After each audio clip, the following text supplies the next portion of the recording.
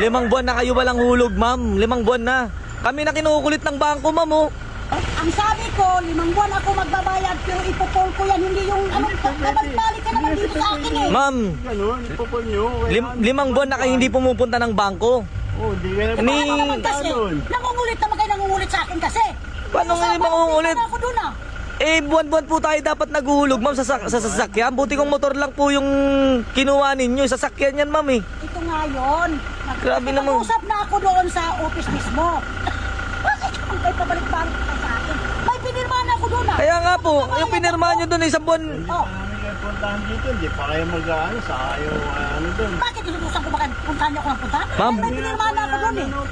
Kasi nga, hindi ko kayo nagpaparamdam doon, hindi kayo nagpapakita. Hindi kayo nagpapakita doon, eh. Bakit ako magparamdam? Kasi next month pa yung bayaran ko.